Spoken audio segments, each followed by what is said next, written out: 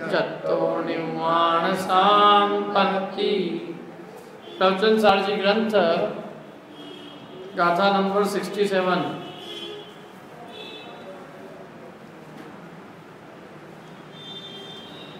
देखो यहाँ इंद्रिय सुख में ये सिद्ध कर रहे हैं कि इंद्रियां सुख का कारण नहीं है, सुख का कारण स्वयं निज आत्मा ही है।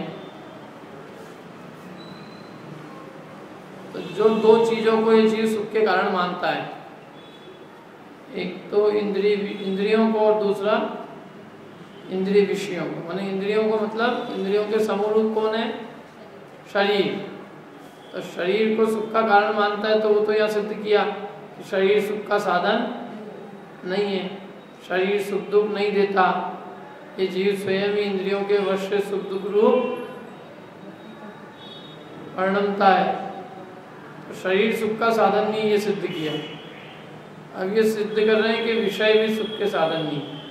अब इस गाथा में सिद्ध कर रहे हैं कि पांच इंद्रियों के विषय वे भी इसके सुख में अकिंचित कर है। अकिंचित कर का मतलब है किंचित मात्र भी कुछ नहीं करते हैं। कौन?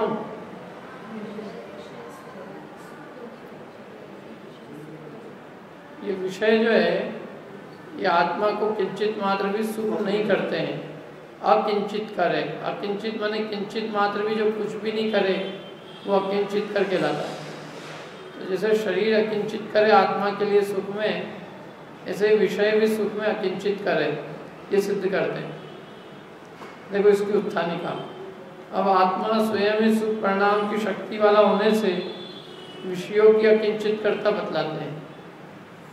क्या आत्मा स्वयं ही सुख परिणाम की शक्ति वाला है, तो फिर उसे विषय क्या करें? विषय उसके सुख के लिए अकिंचित करे, ये बतलाते हैं। बहुत जोरदार गाथा है।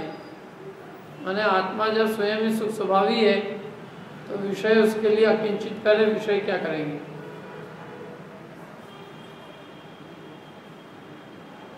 क्यों? ये सिद्ध कर रहे हैं। जब आत्मा में वो चीज है और विषय में वो नहीं है, विषय कुछ भी नहीं करते हैं, और जो आत्मा स्वयं ही सुख परिणाम की शक्ति वाली।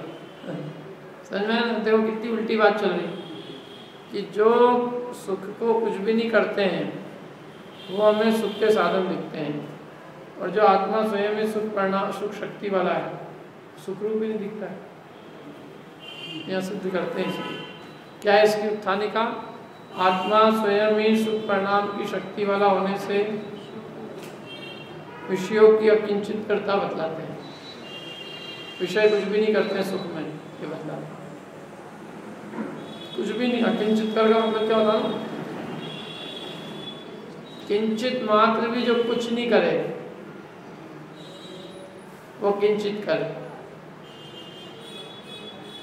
क्या बात है, आजकल लोग सब सोचा कि एक आध मिनट अपन आगे पीछे करते रहे, धीरे धीरे किसका हो। चलो अब चालू करते हैं, तो जब होएगा सो होएगा सबका। तिमिरहरा जय दिट्ठी जनस्य दीवेन नत्तिकायवं तरसोखं सय माता विषया किं तत्कुर्वन्ति। तिमिरहर हो जिसकी दृष्टि से भी क्या करे, त्यों जी स्वयं सुख रूप हो इंद्रिय विषय तब क्या करे। खाई तिमिर हरा जय दिट्ठी। तिमिर हर हो जिसकी दृष्टि, तिमिर हरा तिमिर को हरने वाली जिसकी दृष्टि हो, ऐसे जन को, ऐसे लोगों को दीवस नत्तिकायवम, दीवेण नत्तिकायवम, दीपक से कोई कर्तव्य नहीं, दीपक से कोई मतलब नहीं। क्यों? आपकी आंखों में अंधकार के अंदर देखने की ताकत होगी तो आपको दिए से क्या मतलब?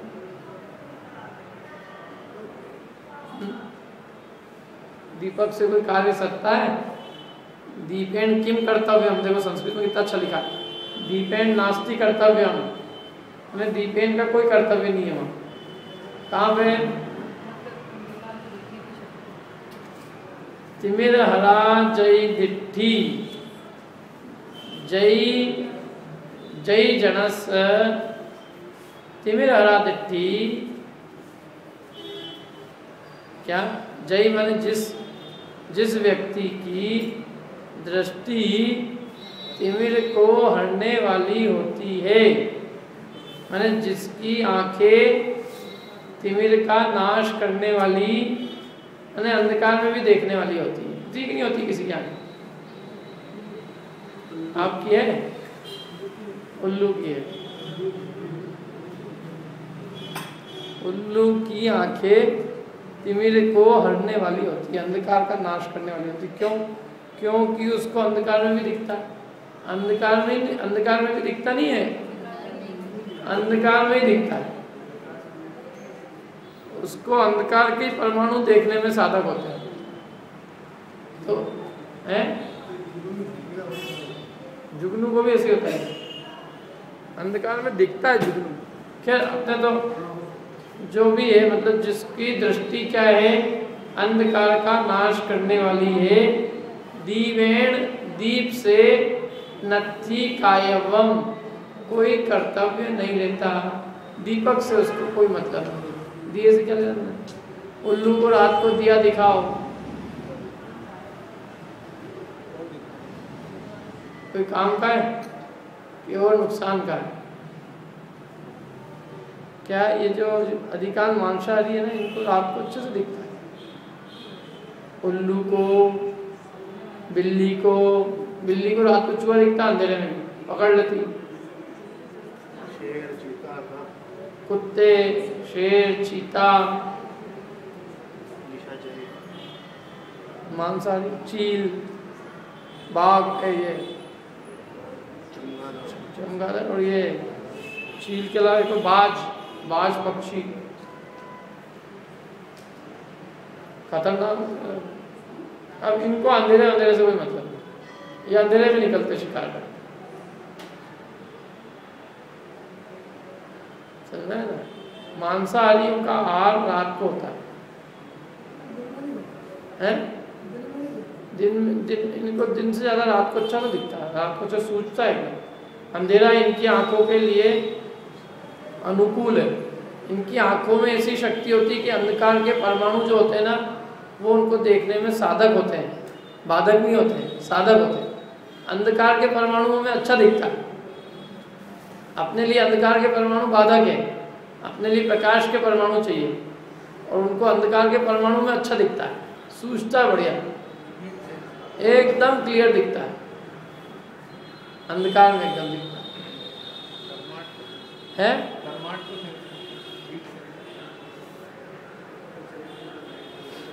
शेर निकलता रात को शिकार पे, लाइट जलाओ तो भाग जाता है।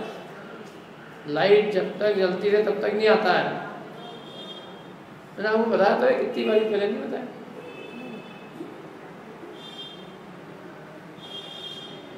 वहाँ इधर गुजरात में साबरकांठे में एक ईडर है, ईडर हिम्मत नगर के पास में, तो वहाँ शेर रहते हैं। वहाँ पे मैं गया था एक बार, 7-8 दिन वहीं रुके थे ऊपर पहाड़ पे। बहुत अच्छा मंदिर है, धर्मशाला की छोटी मोटी कमरे बना रखे। तो वहाँ जो है वो बोले कि लाइट बंद कर दो रात को। लाइट हमने बंद कर दी तो बोले लाइट मैंने कहा लाइट का इतने कीड़ा आते लाइट बंद कर। तो मैनेजर ने कहा मेरे से लाइट चालू करो। बोले कि भैया तुम्हारी मजाक में और तुम्हारे 2-4 कीड़ों के चक्कर में जान के ऊपर आ जाएगी, तुम अपनी समझदारी दिखा रहे हो। बोले लाइट जलती रहेगी पूरी, बिल्कुल स्पष्ट। मैंने कहा अरे तो एकदम कड़क, बिल्कुल कड़क भाषा में बोला उसने। ये मंदिर से वहाँ से लेके यहाँ तक की एक लाइट बंद मत करना है। भाई क्यों, क्या हुआ? बोले रात को दिखाएंगे आपको क्या हुआ है। बोले ये जब आता है ना वो, तो बोले जितने बंदर ऐसा ऐसी आवाज़ करते हैं बिल्कुल, और बोले यहाँ यूं ही लाइट के होने पर खतरा है और तुम लाइट बंद करने की बात कर रहे हो। लाइट चलेगी, लाइट होगी तो अपन नहीं मरेंगे सब, नहीं तो आपके यहाँ खिड़की से झाँकेगा वो तो सब सही रहता होगा।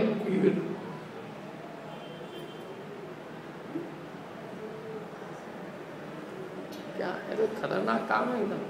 इधर गिरनार जी पे चले जाओ, गिरनार जी में डाक बंगला ऊपर क्या वो, और वो बिल्कुल शाम के टाइम पे इस पर इंस्ट्रक्शन रहते हैं, दीपड़ा दीपड़ा कहते हैं उस, दीपड़ा आ जाएगा। ये जो होता है ना तेंदुआ, तेंदुआ शाम को ही वो जो पुजारी ऐसी जल्दी मचाए, शाम से ही फटाफट चलो।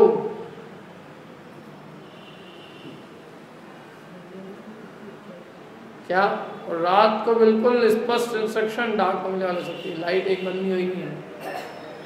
क्यों? क्योंकि लाइट तो जान से बचने का इलाज है।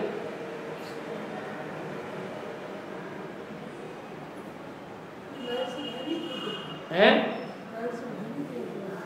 उजाले में नहीं दिखता ढंग से, जब ढंग से नहीं दिखता तो आदमी डरता है, चारों तरफ आग जला के बैठ जाते हैं इसलिए लोग, वहाँ नहीं आएगा एकदम। और जहाँ दिख रही है ढंग से एकदम स्पष्ट, बिल्कुल आराम से निडर होके जाता है। शेर को भय जो है अंधेरे, देखो कोई भी आदमी को भय कब तक रहेगा, जब तक ढंग से नहीं दिखेगा। भय लगता है नहीं दिखता है तो, और जब दिख रहा है अच्छे से क्या है कौन क्या है सारा देख लिया, दूर दूर तक कोई नहीं है, ऐसे ही है इनकी, ऐसी स्थिति है। इनकी आंखें ऐसी बनी है, शेर की आंखें ऐसी है, शेर की कुत्तों की अपनी आंखें अलग है। क्या? तो देखो पहली गाथा, पहली पंक्ति में तो उन्होंने केवल एक उदाहरण दी, मतलब एक दृष्टांत दिया, तिमिर हर हो जिसकी दृष्टि उसे दीपक क्या करे। अब फिर दूसरी पंक्ति में उन्होंने इसको सिद्धांत पे घटाया, तोखम स्वयमादा, उसी प्रकार स्वयं आत्मा ही सुख स्वरूप है, तो विषया किम तत्व कुवंती, विषय फिर वहां क्या करेंगे? जब आत्मा स्वयं सुख स्वरूप है तो विषय क्या करेंगे? या तो ये मानना छोड़ दो कि आत्मा सुख स्वरूप है। यदि आत्मा स्वयं सुख स्वरूप है तो विषय क्या करेंगे? विषय में तो सुख है ही नहीं, और आत्मा सुख स्वरूप है, तो जब आत्मा स्वयं ही सुख स्वरूप है तो विषय क्या करेंगे? जैसे जब आंखों में तिमिर को हटने की दृष्टि है तो दीपक क्या करेगा, ऐसे जब आत्मा स्वयं सुख स्वरूप है तो विषय वहां क्या करेंगे? कितनी जोरदार गाथा। तिमिर हर हो जिसकी दृष्टि उसे दीपक क्या करे, त्यो जी स्वयं सुखरूप है, इंद्रिय विषय तब क्या करे? क्या करें वहां?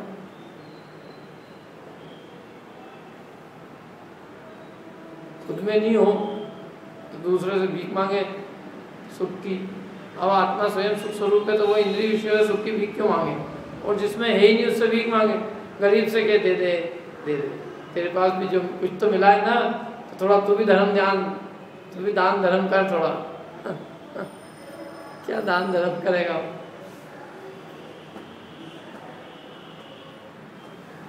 गरीब का मजाक उड़ाना, भिखारी से कहना है कि तू दे, है क्या मेरे पास? भिखारी के पास फिर भी मिल जाए आजकल के, लेकिन ये जो है इसमें तो है ही नहीं ना। किसमें? विषय में क्या नहीं है? सुख नहीं है, तो उसमें सुख है ही नहीं, तो उससे भीख मांगना बेकार है। और दूसरी बात, भीख कौन मांग रहा है? जिसके पास है, जिसके पास है वो जिसके पास नहीं है उससे वो चीज मांग रहे हैं,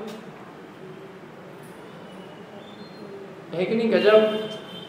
ऐसे ही चल रहे हैं संसार, सुबह शाम दौड़ रहे हैं काय के लिए?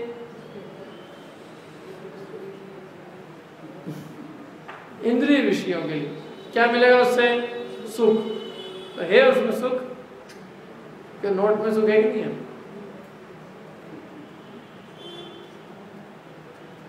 100 के नोट में, उससे ज़्यादा सुख 500 में, उससे ज़्यादा 1000 में, और 1000 की गड्डी में तो सुखम सुखम सुखम सुखम सुखम सुखम।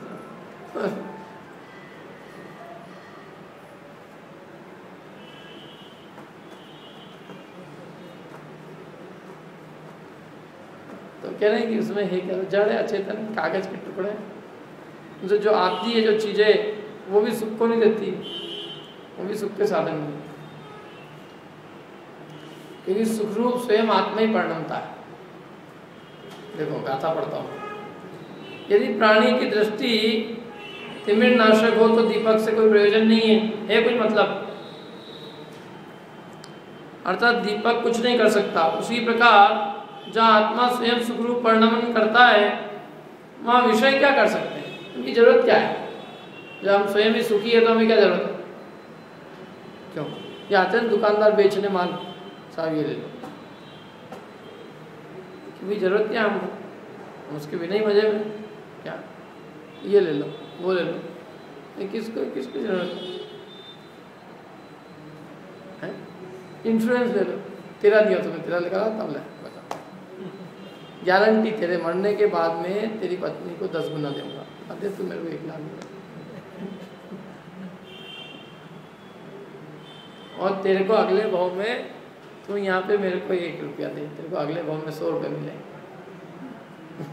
मेरा क्या जा रहा है, दे तो सही 1 रुपया।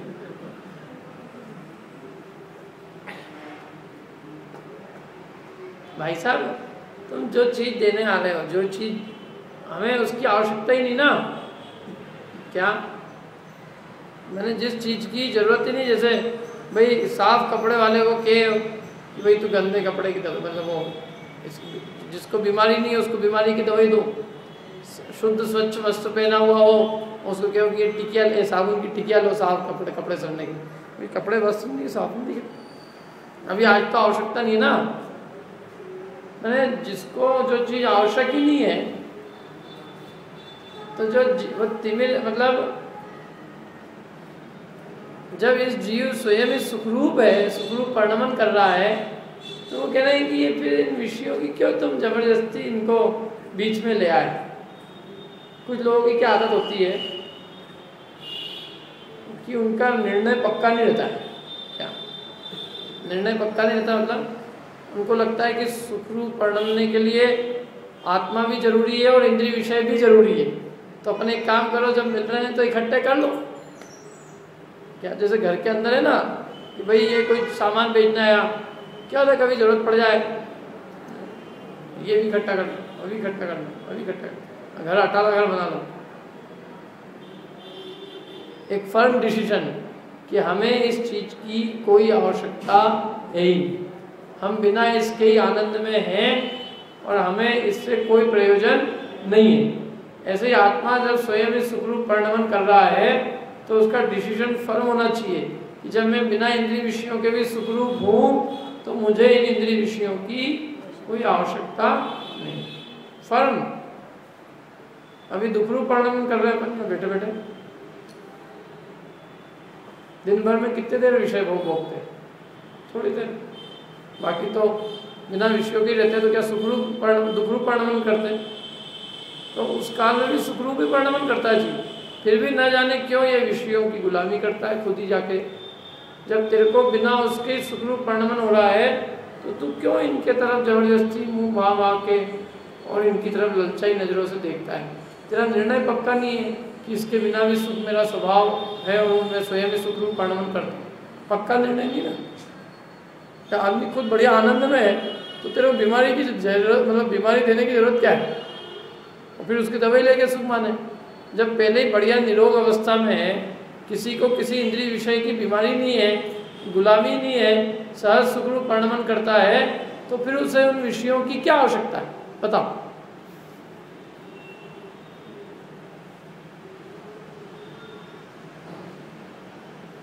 क्या है? ये तो आग भड़काने की काम है जबरदस्ती। मतलब कोई आदमी अच्छा खासा हो बढ़िया और उसको कहे कि तेरे भैया तुमको मालूम नहीं आजकल कितनी बीमारियाँ हो रही है, इतनी बीमारी हो रही है, इसलिए अब तक तुमको हेल्थ इंश्योरेंस तो होनी चाहिए।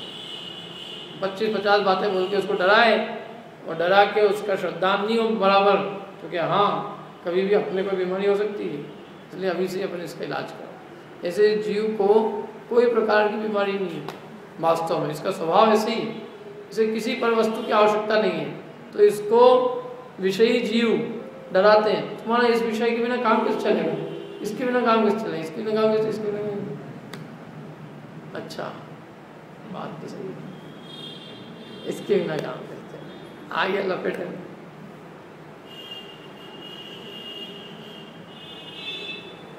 क्या अब फिर उसकी जो बुद्धि है वो उसमें चली गई, एक बार गई सब, बस वो उसके अधीन हुआ, बिना नहीं। देखो जैसे किन्हीं निशाचरों के उल्लू, अब ये निशाचर कह रहे हैं उनको जिनको रात को दिखता होगा निशाचर, आपकी आंखों को कब दिखता है? तो आप निशाचरों की दिवाचर है, तो दिवाचर सब निशाचर बन रहे आजकल, पता नहीं क्या लोगों क्या चढ़ी हुई है। जैसे दिन वाले जो भोजन करने वाले हैं उनको तो ऐसे करते हैं जो सूर्यास्त के पूर्व वालों की व्यवस्था की गई, जैसे SC ST वालों को भी कर रखा है, अछूत लोग आ जाए कभी तो उनके लिए भी है क्या, ऐसे ट्रीटमेंट है। और बाकी सारी मेजॉरिटी जनता अंधेरे में खाएगी रात को। तो सारे पापी तो तुम हो, शर्म तुमको आना चाहिए, SC ST तुम काम कर रहे हो, SC ST हम तो जनरल कैटेगरी वाला काम कर रहे हैं। जनरल नॉर्मल टेंडेंसी क्या है? नॉर्मल टेंडेंसी आदमी का दिन में भोजन है, नॉर्मल टेंडेंसी रात को भोजन नहीं। भाई जब हमको अच्छे से दिन में दिख रहा है तभी हम भोजन करेंगे ना, हम ये कृत्रिम प्रकाश जला के क्यों करेंगे? और इसके निमित्त से कीड़ा आएंगे, जीव जंतु आएंगे, मच्छर आएंगे, वो सब भोजन में गिरेंगे, हमारे खाने में आएंगे, और जैसे जैसे शरीर जाएगा अपने पेट में वैसा वैसा रोग और करेगा।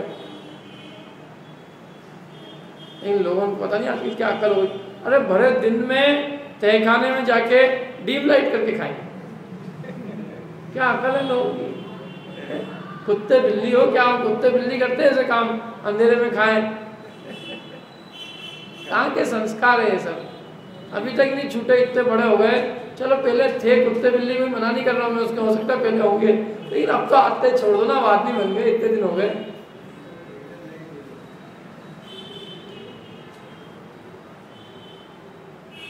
क्या सब अपने भाई अपने आंखों का ऐसा स्वभाव ही नहीं है। देखो जो बचपन में जिनकी ऐसी आदतें हैं ना, उसका ये बताता है कि पूर्व भाव में कहाँ से आया, और जिसको बुढ़ापे में अंधेरे में खाने की आदत डाल रहा है जो, हाँ वो यहीं से प्रैक्टिस कर रहा है, नहीं तो बेचारा वहाँ उपास हो जाएगा उसका। क्योंकि मैं तो रात को खाऊं ही नहीं, कुत्ता रात को खाए नहीं, पानी पिए नहीं तो उपास हो जाए उसका। तो इसलिए वो यहीं से ही, मैं अपने को बहुत जल्दी कुत्ता बिल्ली बनना है तो यहीं से प्रैक्टिस डाल दो, रोज़ रात को खाओ, ताकि वहाँ जाएंगे तो अपने को कोई हेजिटेशन झिझक नहीं होगी, सीधे खा जाएंगे वो तो क्या।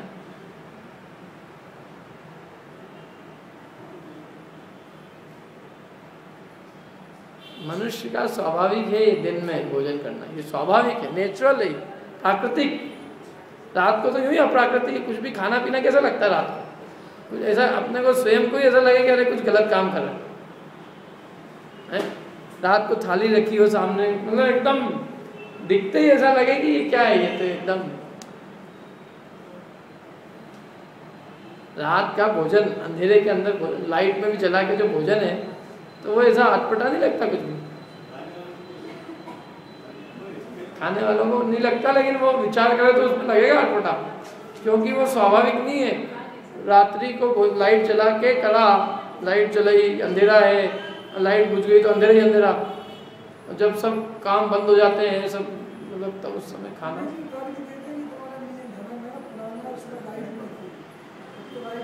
तो इसके निमित्त से तो और चीज ज़्यादा आते, देखो छिपकली दौड़ रही है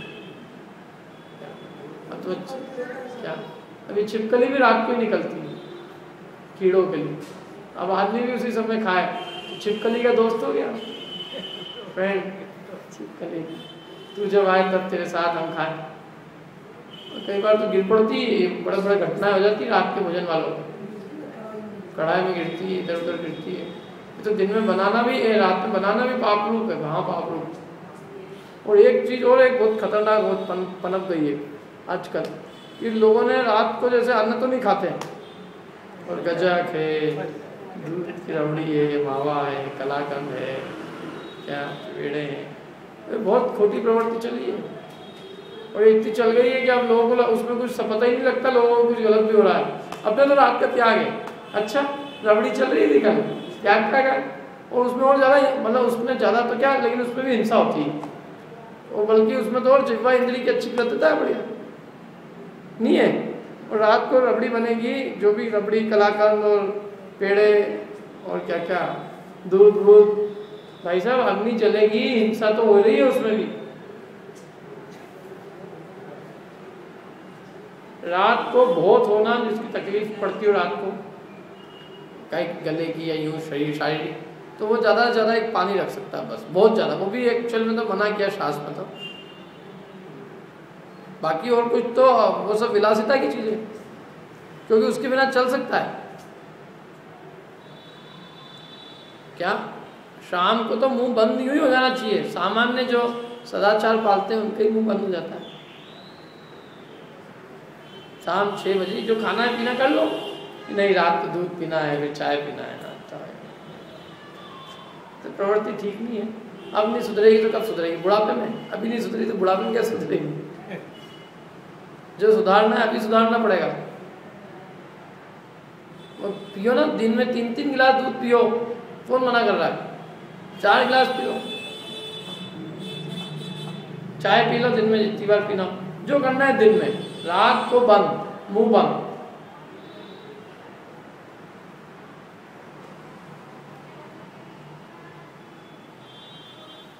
क्या ये सब बहुत भ्रष्ट वाला हो चुका है आपके?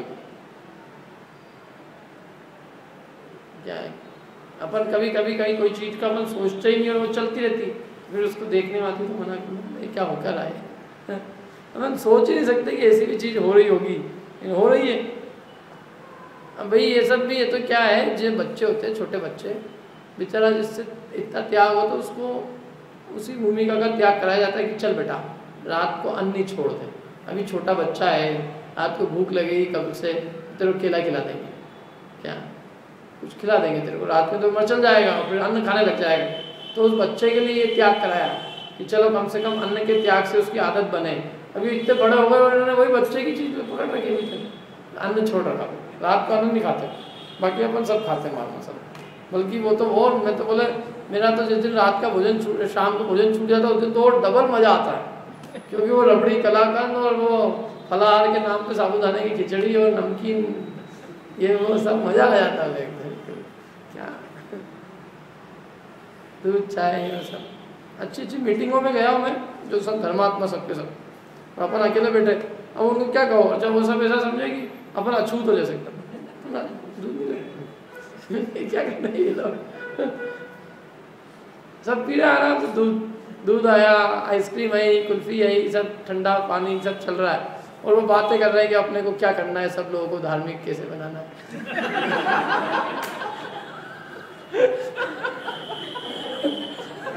अरे आप मजाक लग रहा है आपको, मैं तो ऐसी मीटिंग में कितनों में गया हूँ, तब अब छोड़ दिया नहीं जाना तो मैं क्या।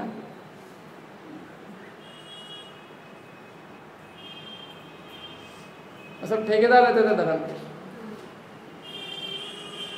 अपन तो मैं तो बहुत छोटा बच्चा था, मैं तो देखता था, मैं क्या पता भाई ऐसे ही होता होगा कुछ क्या। लेकिन सब बुरी आदतें हैं ये सब खाने पीने वाले और लोगों की, क्या एक आध चीज़ कोई छोड़ा के और अपने को फिर वो बहुत छोड़ भी रखा है। चलो अच्छा, तुम वो सच में बिल्कुल जो कह रहा हूँ ना 101% सही है। वो उस मीटिंग में यही निर्णय हो रहा है कि परमात्मा लोगों को किस, वो मीटिंग ही इस बात की है।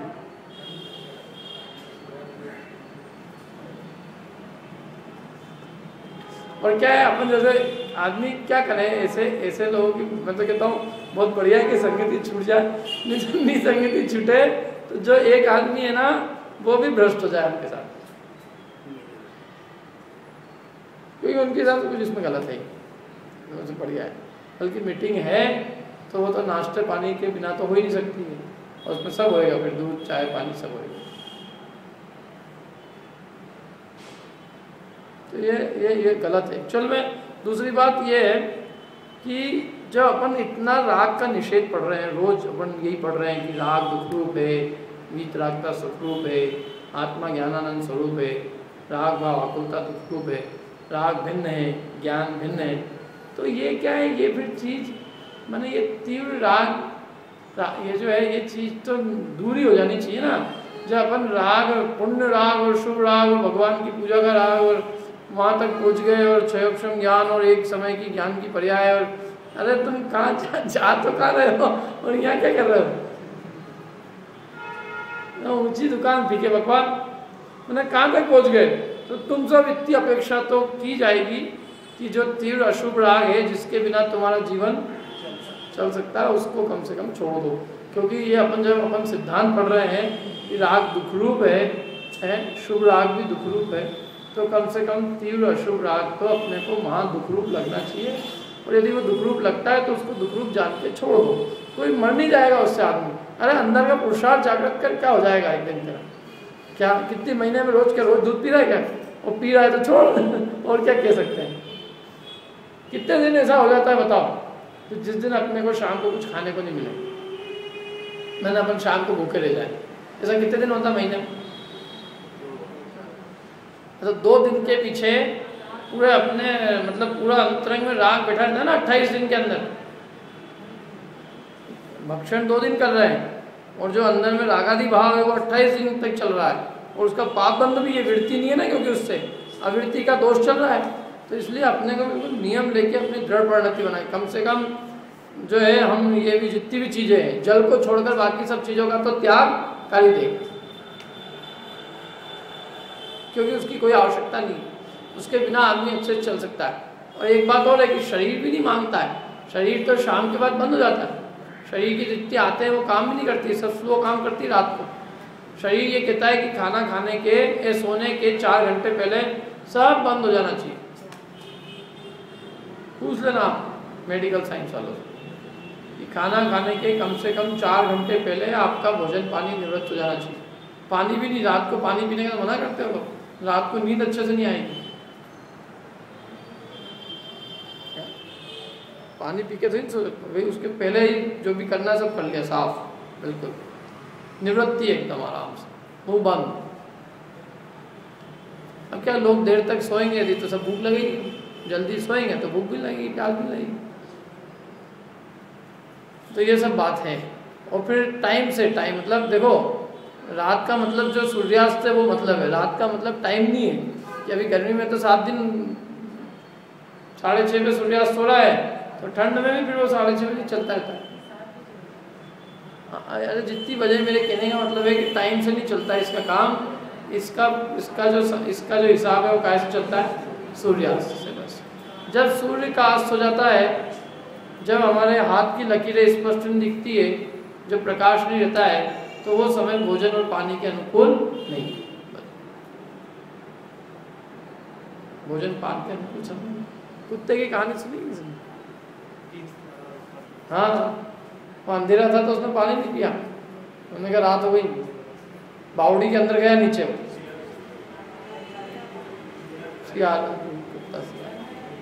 मेरे ऑफिस में लाइट ही नहीं रहती, तो अंदर तो लाइट नहीं आती, तो लाइट जला के ही खाएगा।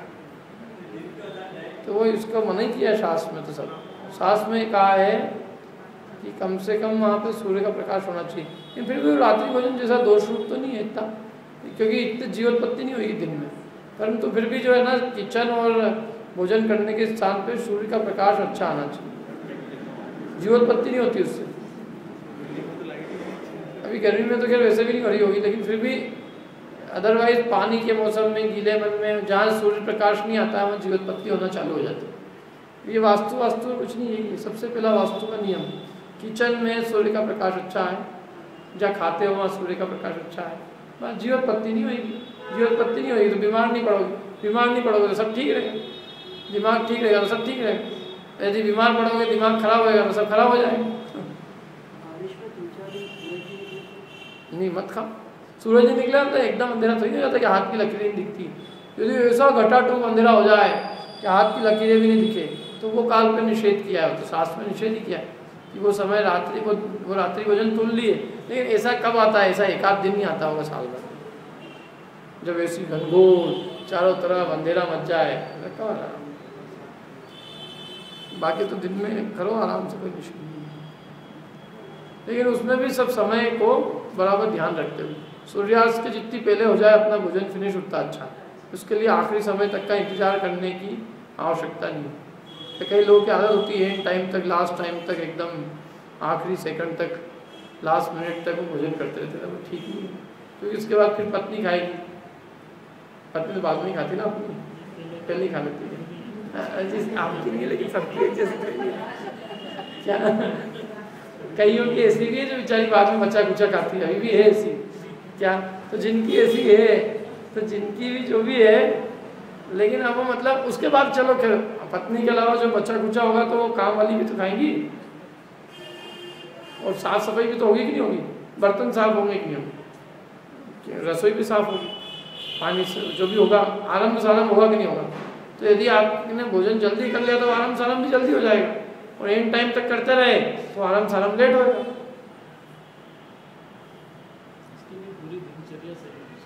हाँ, तो दिनचर्या अपने ही हाथ में, किसी के और के हाथ में। आपको अभी जल्दी सोने में कौन रोक रहा है, और जल्दी उठने के लिए कौन बात कर, एक कौन मतलब कौन जल्दी उठने से कौन रोक रहा है, कोई ना। उठ जाओ जल्दी, सो जाओ जल्दी, आदत बना लो, जैसी बना लो वैसी हो जाएगी। ये अपने ऊपर है, डिसिप्लिन अपने को अपना खुद का बनाना पड़ेगा। रात तक कुछ काम करते रहे और देखते रहिए, कोई टीवी देख रहा है, टीवी देखते देखते ये करते करते तो टाइम तो ऐसे पास हो जाता है। बिल्कुल एकदम स्ट्रिक्ट डिसिप्लिन जीना पड़ेगा। कोई काम हो बहुत अर्जेंट हो एक अलग बात है, अदरवाइज तो बिल्कुल जो एक रूटीन लाइफ है 10 बजे मतलब सोने का, 10 साढ़े 10 बस, या घर घर सो जाओ, सुबह अपना आप नींद खुल जाएगी। और वैसे भी अभी तो गर्मी के दिनों में आप 5 साढ़े 5 6 बजे से ज़्यादा नींद किसी की लग ही नहीं सकती है। क्या होता है जिनकी लगती है महापुरुष लोग हैं वास्तव में, कैसे लग जाती है इतनी धूप में, जब ऐसा लगता है 6 बजे की 9 बज रही होगी, और उस टाइम पे जो सो जाए, कैसे सो जाते हैं पता नहीं। क्या सूर्यमुखी है और सूर्य उनका चेहरा देखता रहता है, बार बार उठ जा भैया।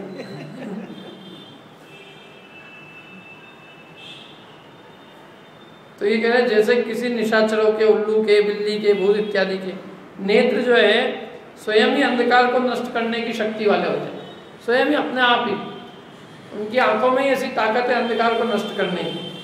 इसलिए उन्हें अंधकार नाशक स्वभाव वाले दीपक, प्रकाश आदि से कोई प्रयोजन नहीं होता। उन्हें दीपक प्रकाश कुछ नहीं करता, कोई काम का ही नहीं उनके लिए। चमगादड़ को दीपक लेके जैसा तेरी हेल्प कर देते हैं कि बंद करो इसको, सहायक नहीं बाधक है। उल्लू के लिए दिया साधक है कि बाधक है? बाधक है। इसी प्रकार यद्यपि,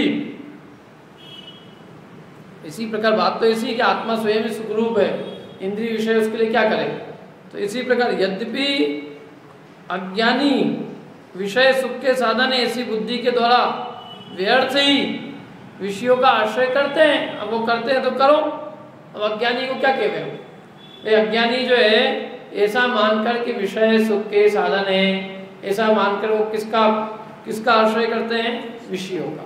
तो वो करे तो करो, अब उनको तो हम समझाने से रहे। तथापि संसार में या मुक्ति में स्वयमेव सुखरूप परिणमित इस आत्मा का विषय क्या कर सकते हैं? अब वो कुछ भी करो तो करो, लेकिन वास्तव में स्वयमेव सुखरूप परिणमने वाले इस आत्मा का ये विषय क्या कर सकते हैं? अरे कुछ भी नहीं करते हैं। तुमने सुख मान रखा है, केवल तुम अपने आप को जानो, तुमने ही मान रखा है इनमें कुछ भी नहीं है, जड़ है, तो पुद्गल है। क्या ये बिल्कुल अचेतन मिट्टी के ढेले हैं, इनके अंदर पूरी सुख बुद्धि तुमने मान रखी है। बिल्कुल जबरदस्ती जो भी अपने अपने संस्कार के वश होकर तुमने इनमें सुख मान लिया या दुख मान लिया, और तुम स्वयं सुख और दुख रूप परिणम रहे हो। तुम खुद अपने आप से, इनसे कुछ नहीं मिल रहा है तुम्हें।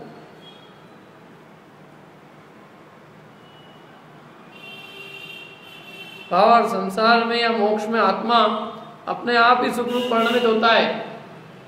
क्या? अरे क्या है कि जब तक जीव अज्ञानी है, अनंत काल अनादिकाल के संस्कार है, जब तक उसको ये मतलब अज्ञान, जब तक उसका मोह है, मिथ्यात्व है, तब तक उसको क्या लगता है कि इन विषयों में सुख आता है, विषयों से सुख आता है। और जैसे रुचि बदल जाती है क्या, तो उसको इनकी रुचि नहीं होती। एक भजन है बहुत अच्छा, जब निज आत्म अनुभव आवे तब और कछु न सुहावे, मन में अक्ष विषय न सुहावे, गोष्ठी कथा कुतूहल विघटे, रस नीरस हो जा। रस जो है पंचेंद्रिय के विषय कैसे लगते हैं? नीरस लगते हैं। पहले लगते थे रसवान, अब समझ में आने के बाद में सब नीरस लगते हैं। गोष्ठी कथा कुतूहल सब बिगड़ जाता है। मन पक्षी मर जावे जब निज आत्म अनुभवा, मतलब दृष्टि बदल जाती है। जो काम पहले सुखरूप लगते थे अब वही क्या लगते हैं? दुखरूप जंजाल लगते हैं। उनमें बुद्धि नहीं जाती। क्या आत्मा आपो आप स्वयं ही सुखरूप परिणमता, उसको इन विषयों की कोई गुलामी सुहाती नहीं। ये चीज़ नहीं अच्छी लगती। सब परिणति उसकी बिल्कुल पूरी बदल जाती है, टोटल अगेंस्ट। जैसे संसारी जीवों की परिणति होती है उससे बिल्कुल विपरीत मोक्ष मार्गी की परिणति होती है। जिन चीज़ों में संसारी जीवों को अच्छा लगता है मोक्ष मार्गियों को वो कुछ भी चीज़ें अच्छी नहीं लगती।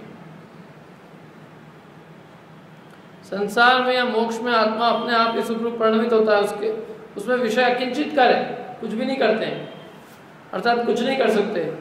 अज्ञानी विषयों को सुख का कारण मानकर व्यर्थ ही उनका अवलंबन लेते हैं। क्या व्यर्थ ही, जबरदस्ती। उन्होंने खुद ने मान लिया और व्यर्थ उसका आश्रय ले रहे हैं, बाकी है उसमें कुछ भी नहीं। क्या ये कहा है? अभी अंतिम गाथा ये भी अपन ले लेते हैं आज अपना कोर्स पूरा। अब आत्मा का सुख स्वभाव बना दृष्टांत देकर दृढ़ करते हैं। आत्मा स्वयं सुख स्वभावी है। आत्मा का जो सुख स्वभाव है उसको एक दृष्टांत से सिद्ध करते हैं, एक उदाहरण देते हैं, उस उदाहरण से सिद्ध करते हैं। अब उदाहरण ऐसा ऐसा नहीं देंगे जो आपको पता ही नहीं चले। देखो ये आचार्यों की बहुत मानता है कि उनके जो ग्रंथ इतने प्रासंगिक रहते हैं कि उनकी कोई भी चीज़ ऐसी नहीं रहती जो अब अपने को समझ में नहीं आए। जैसे समझ लो अपन अपने बोलचाल में से अनेक उदाहरण देते हैं जो कि इस काल के अंदर प्रासंगिक है, लेकिन थोड़े टाइम बाद वो अप्रासंगिक हो जाएगी। जैसे अपन ने समझ लो बल्ब का उदाहरण दे दिया, बल्ब, हार्ड डिस्क रैम का उदाहरण दे दिया और लब्धि उपयोग समझाने के लिए, कंप्यूटर का उदाहरण दे दिया, मोबाइल का उदाहरण दे दिया, चालू उदाहरण दे दिए। लेकिन ये सब चालू उदाहरण अभी सभा में तो चल सकते हैं यहाँ, लेकिन लेखनी में नहीं चल सकते। लेखनी में इसलिए चल सकते कि ये सब आउटडेटेड होने वाले हैं। वो टेक्नोलॉजी ऑब्सोल्यूट हो जाएगी, पता ही नहीं चलेगा लोगों को कि क्या कह रहे हैं। इसलिए वो एक भी ऐसा उपयोग नहीं करते। उनके उदाहरण ऐसे रहते हैं जो 2000 साल बाद भी बिल्कुल फिट, परफेक्ट, घट के, पट के, दीपक के, सूर्य के, चंद्रमा के। सूर्य कहाँ जाएगा? चंदा कहाँ जाएगा? घड़ा कहाँ जाएगा? पड़ा कहाँ, पटक कपड़ा कहाँ जाएगा? सोना कहाँ जाएगा? कुंडल कहाँ जाएगा? मुकुट कहाँ जाएगा? आप एक भी उठा लेना, पूरे इतनी सारे ग्रंथ जितने हैं उनमें से एक भी वो ऐसा नहीं देते उदाहरण जो कि आपको समझ में नहीं आए। सारे उदाहरण प्रासंगिक होते हैं। हजारों हजार साल बाद भी जिनवाणी इतनी नवीन नूतन है कि आप पूछो ही मत। 50 साल का अखबार पढ़ो तो समझ में नहीं आया क्या है, क्या कह रहे हैं। उस समय क्या था क्या नहीं था, पढ़ा। कल का अखबार नहीं पढ़ना पसंद करते, किसको पढ़ाना कल का अखबार? रद्दी के भाव जाता है वो, अप्रासंगिक हो गया ना, क्योंकि वो भाई खबरें तो अप्रासंगिक हो जाती है। और जो सिद्धांत होते हैं वो सदाकाल प्रासंगिक होते हैं। और सिद्धांतों के लिए जो दृष्टांत है वो भी ऐसे चुने उन्होंने बिल्कुल जो प्रासंगिक है, जो सारी दुनिया को दिखे। अब ये दृष्टांत ऐसा देंगे वो जो ये भरत क्षेत्र, विदेह क्षेत्र, रेवत क्षेत्र, किसी क्षेत्र में किसी काल में कहीं भी हो, फिट हो, तो ऐसा दृष्टांत देंगे। क्या सिद्ध करने के लिए? आत्मा का सुख स्वभाव बना, माने आत्मा सुख स्वभावी है, इस बात को सिद्ध करने के लिए दृष्टांत देंगे। सयमेव जहादिच्छो तेजो उन्नो यदेवदा नमसि तेजो विकारणं संचलोक्यतः देवो।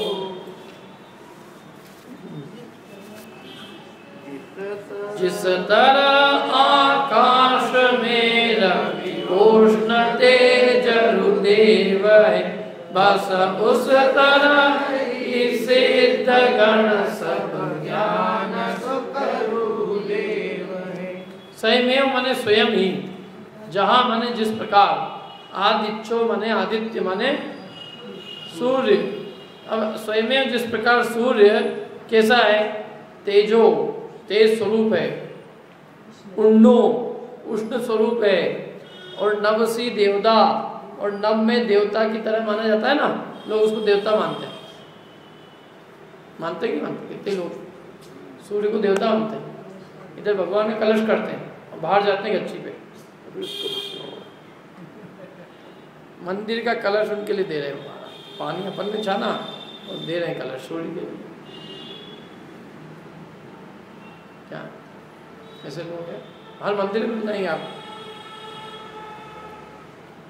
छोटे छोटे मंदिरों में मिल जाएंगे, 5-6 में भी एक तो ऐसा समझदार मिल जाएगा जो सूर्य को देवता मानता है। अब सूर्य में देवता है क्या?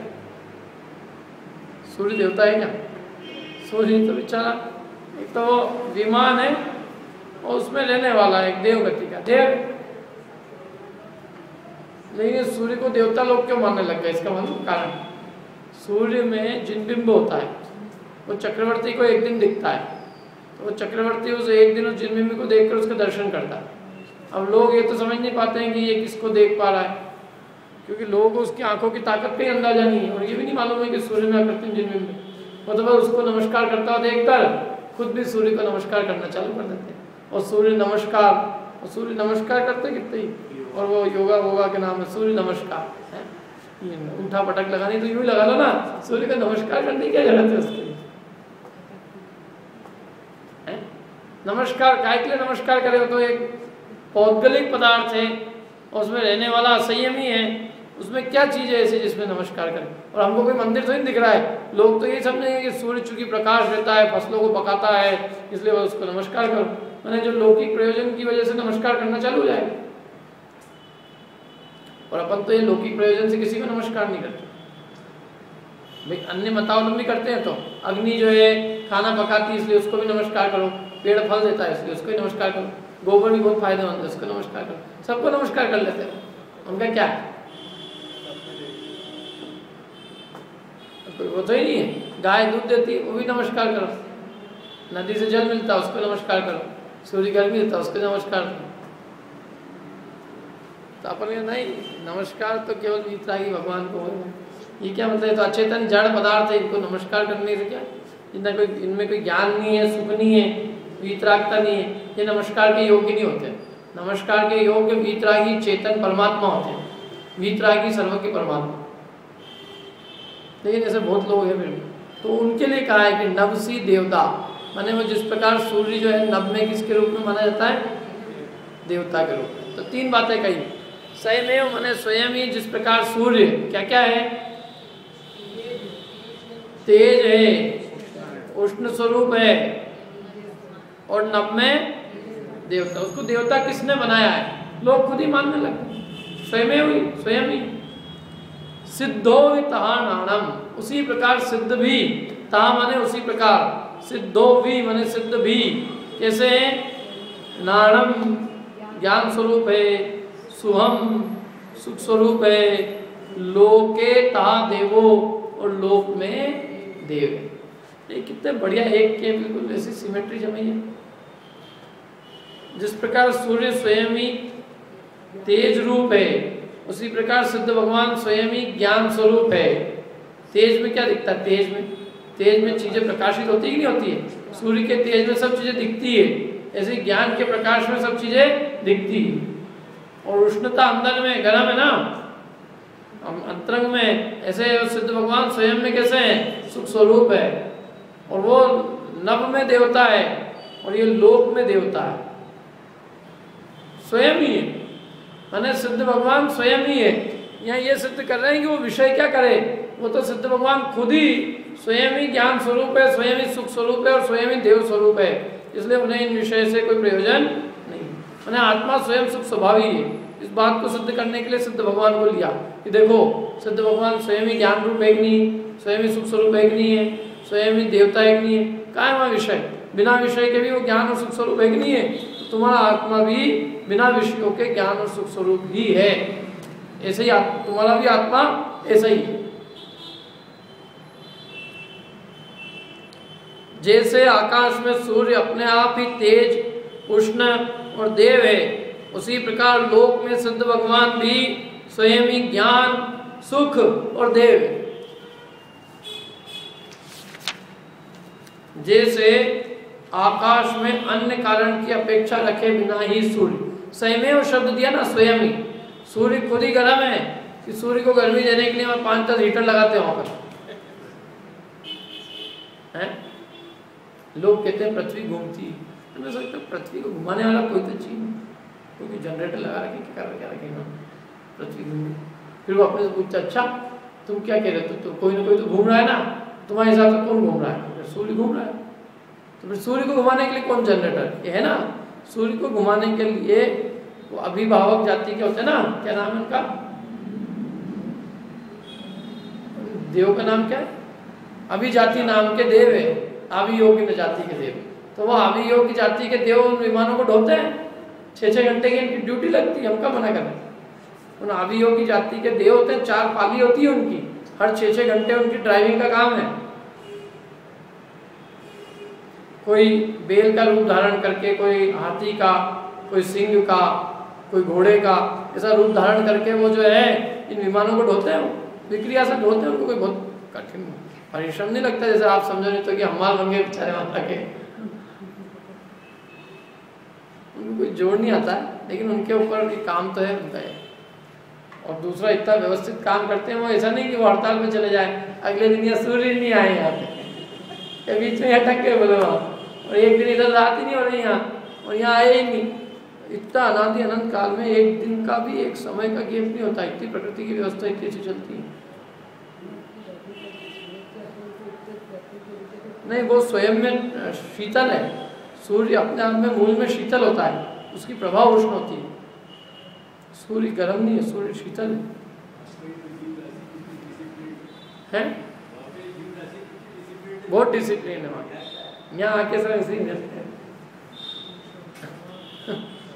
यदि यहाँ के लोगों को काम दे दो ये ढोने का, तो 2-4 दिन तो बोलो गारंटेड हो यहाँ सूर्य आए नहीं है टाइम पे। क्या बड़ी गर्मी में लेट हो जाएगा, लोगों ने क्या हुआ भाई।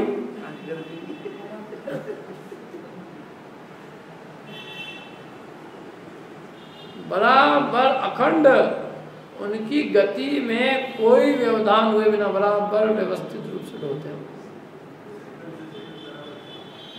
सेकंड एक समय का हिसाब है, सेकंड तो ठीक है, एक समय अनंत काल में भी यदि घटे बढ़े तो अनंत काल में तो आपस में टकरा जाए। इनका एक बिल्कुल दूरी बना कर चलते ही एक दूसरे के, एक ही गली में एक ही जैसे दूरी है, मतलब एक ही ऊंचाई है, एक सी, तो एक सी ऊंचाई है और ये घूमते रहते हैं बराबर। अब यदि समझ लो एक स्लो हो जाए एक फास्ट हो जाए तो धीरे धीरे करके उसको टक्कर मारे। क्या अपने जैसे नहीं, अपने तो एक बार विमान टकरा गए थे, तो क्या एक नीचे आ गया और नीचे वाला ऊपर आ गया और टकरा गए दोनों ही। और वो जो देखने वाला वो ही देख ही रहा है कि क्या हो रहा है, वो उसको आगाह कर रहा है, सूचित कर रहा है। इनकी हाइट रहती है, और हाइट का वो नियम रहता है, इतना मेंटेन, इतना डिस्टेंस मेंटेन करके चलना पड़ता है। उसने कहा थोड़ा सा नीचे हो जाए क्या फर्क पड़ेगा, इतना तो इतना ही है। उसने कहा थोड़ा सा ऊपर भी हो जाए क्या फर्क पड़ेगा। हिंदुस्तान में क्या नहीं हो सकता,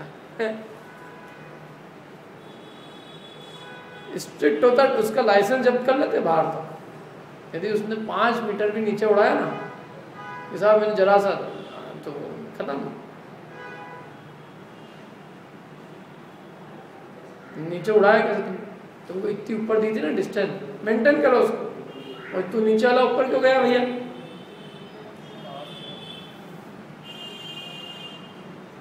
क्या अपने यहाँ तो एक आध तो उतरते हैं, उसमें हम तकलीफ आ जाती है, वहाँ 1-1 सेकंड में 1-1 मिनट में ढेरान उतरते हैं। डिसिप्लिन मेंटेन नहीं करें 10-20 तो 7 क्या ये सूर्य चंद्रमा का आप पूरा ज्योतिष विज्ञान पढ़ना कभी, इसमें तिलोय सार और तिलोय पंडित में दे रखा। अनादि अनंत काल में उनका कुछ भी अव्यवस्थित नहीं होता, कुछ भी। ग्रहण, सूर्य ग्रहण, चंद्र ग्रहण, पूर्णिमा, अमावस्या, ऋतुएं, महीने, वर्ष, सारी तिथियां सब सुव्यवस्थित। प्रकृति सारी सुव्यवस्थित चलती। अभी गर्मी अपने को लग रही बहुत आ रही, कुछ नहीं, सुव्यवस्थित अनादि अनंत मर्यादा के अंदर है। 21,000 साल में जिस तरह से उनको जाना है टाइम, वो जा रहे हैं अपने हिसाब से। 21,000 साल का ना, तो वो जो भी कालक्रम की जो हानि होनी है, जो भी होना है होता रहेगा उसमें। समय तो बिगड़ नहीं है, वो 21,000 वर्ष के अंदर तो पूरा सत्यानाश होना है। विष की वृष्टि होगी, क्षार जल की वृष्टि सब होएगा ना, प्रलय आएगा, तो उसकी सब तैयारी तो पहले से ही होगी ना। एक दिन में सब कुछ तो गड़बड़ हो जाएगा है। सब अभी 42,000 साल है, अभी तो कितने हैं ऐसे थोड़ा सा टाइम, 21 और 20 ये है, लेकिन 21,000 साल बाद भी अग्नि नष्ट हो जाएगी, अग्नि नहीं रहेगी, पंचम काल के अंत में अग्नि नहीं रहेगी।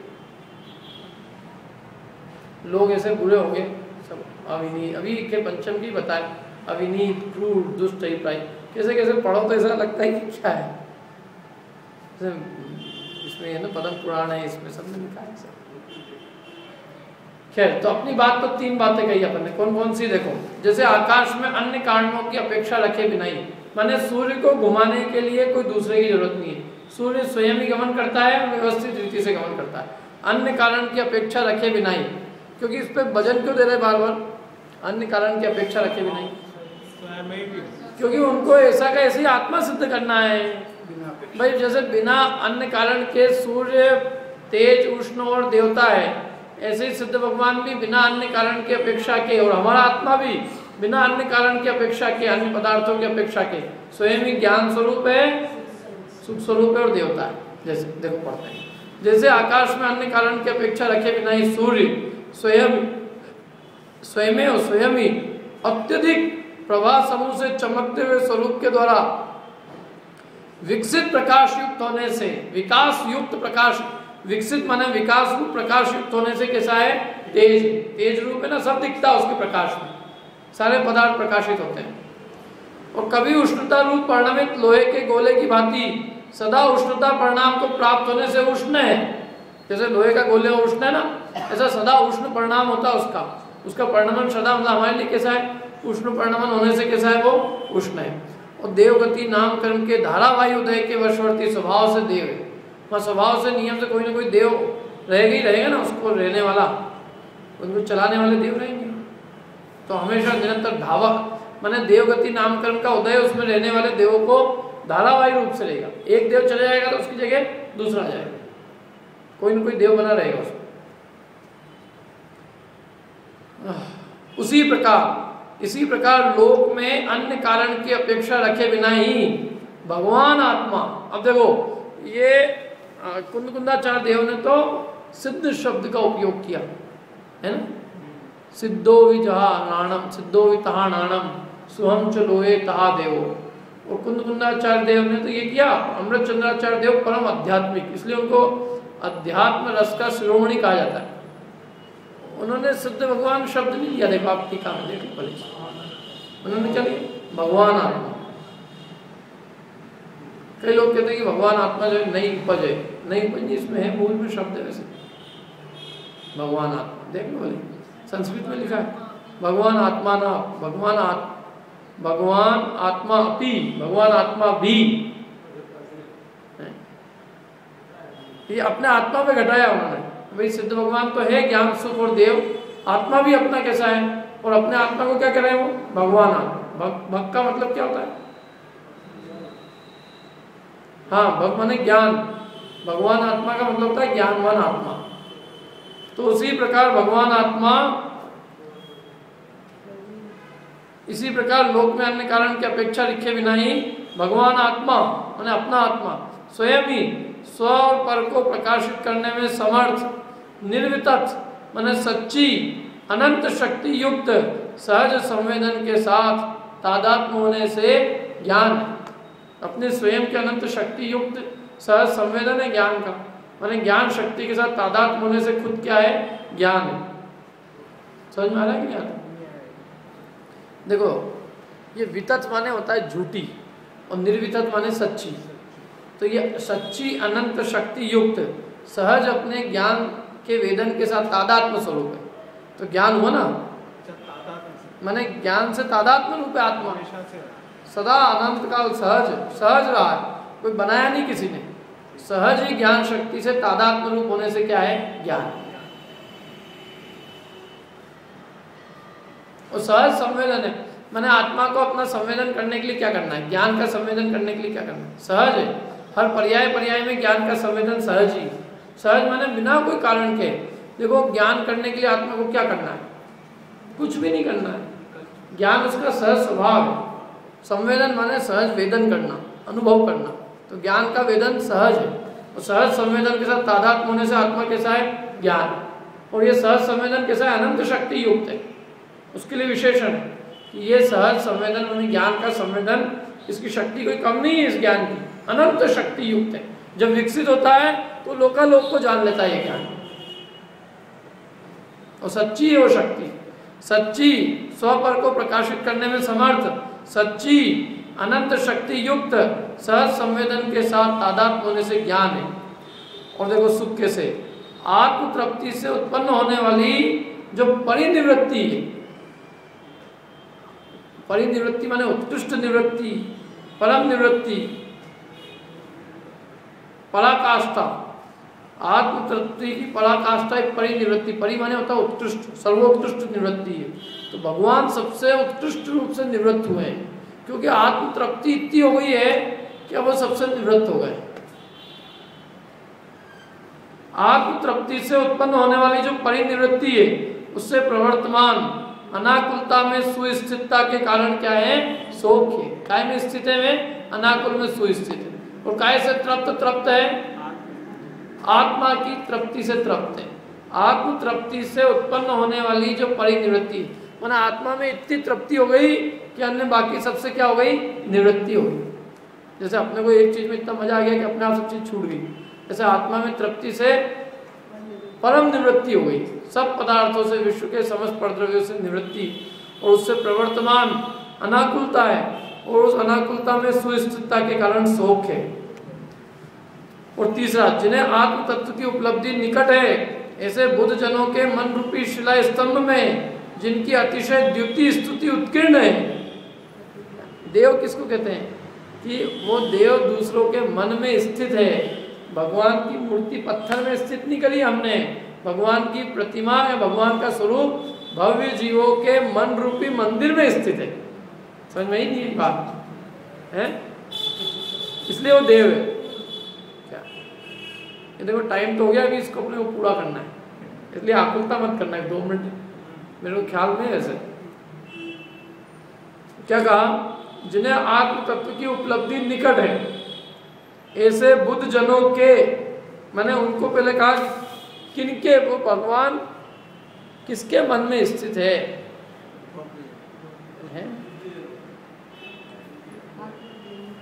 जिन्हें आत्म तत्व की उपलब्धि निकट है, ऐसे बुद्ध जन, माने तुम्हारे मन रूपी शिला स्तंभ में तब उत्कीर्ण होंगे वो जब तुम्हें आत्म तत्व की उपलब्धि निकट होगी, नहीं तुम्हारे मन में स्थित नहीं होंगे। तुम्हारे मन में भगवान जमते क्या तुमको? अरे जमते क्या? यदि मन में भगवान जमते हैं तो आत्म तत्व की उपलब्धि निकट है। क्या?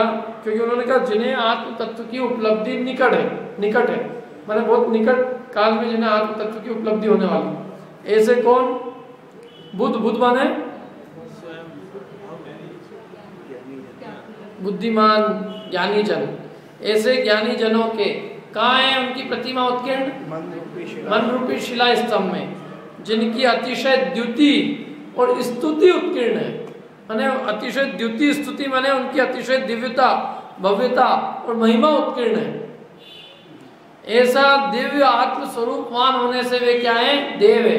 माने इतना दिव्य स्वरूप है कि उनकी स्तुति, उनकी महिमा भव्य जीवों के मन रूपी शिला स्तंभ में उत्कीर्ण है।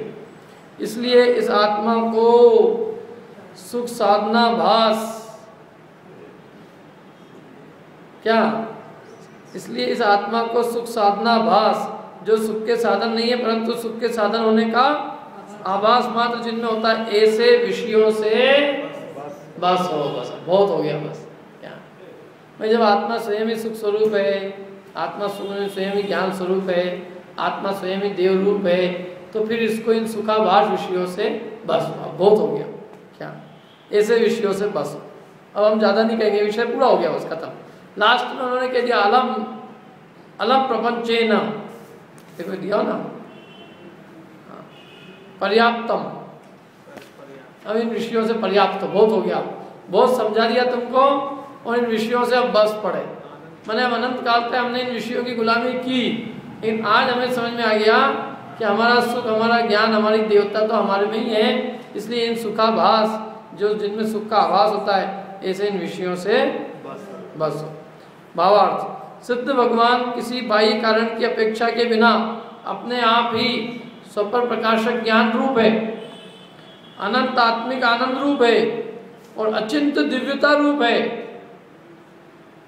सिद्ध भगवान की भांति सर्व जीवों का स्वभाव है, इसलिए सुखार्थी जीवों को विषयालंबी भाव छोड़कर निरालंबी परमानंद भाव स्वरूप परिणमन करना चाहिए। मैंने उनको विषयों में सुबुद्धि छोड़कर अपने आत्मा में सुख प्राप्त करनी चाहिए। इस प्रकार आनंद अधिकार पूर्ण हुआ। आनंद की प्राप्ति हुई हो तो आनंद अधिकार पूर्ण हुआ। और टाइम दिख रहा हो बार बार, तो दुख का अधिकार पूरा हो गया। क्यों?